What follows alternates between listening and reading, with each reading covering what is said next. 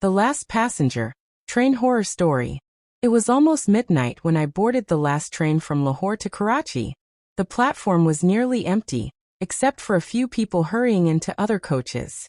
My compartment, however, had only 2 passengers. One was an old man in a black coat, staring blankly out the window. The other was a young woman, dressed in white, sitting silently in the corner. She didn't look up when I entered. The whistle blew, and the train began to move. For the first hour, nothing strange happened. The train rattled along the tracks, the dim yellow bulbs above flickering every few minutes. I tried to relax, but something about the silence felt wrong. The young woman never moved. The old man never blinked. At one point, I tried to break the silence. "Long journey, isn't it?" I asked. The old man turned toward me slowly. His eyes were hollow, lifeless, almost like glass marbles. He gave a weak smile and whispered, "We're all on a long journey." Before I could ask what he meant, the lights in the coach flickered and went out. The train slowed down, screeching to a halt. Through the window, I saw we weren't at a station. We were in the middle of a forest. No sound, no light. Only the cold wind blowing outside. The bulbs flickered back to life, and my heart skipped a beat. The young woman in white was now sitting directly across from me, though she hadn't moved when the lights were out. Her long hair covered her face.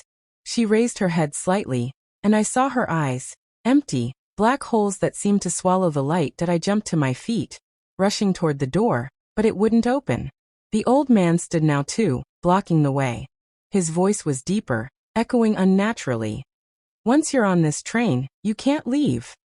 The train began to move again, but this time it was faster, almost flying through the darkness. I looked out the window. There were no tracks, no stations, no cities. Only endless shadows racing beside us. Suddenly, screams erupted from other coaches. Terrified voices, pounding footsteps, and then silence. I realized I hadn't seen anyone else board this train. Yet now there were dozens of unseen passengers, all vanishing one by one. The young woman stood and slowly walked toward me. With each step, the lights flickered violently. Her skin cracked like dry paper, and her mouth stretched into a wide, unnatural grin. I shouted, "Who are you? What do you want from me?" Her answer was a whisper that chilled my bones. "You're the last passenger." The train screeched and shook violently. Windows shattered, and a freezing wind filled the coach. I clung to a seat, my eyes darting around. The old man and the woman were gone.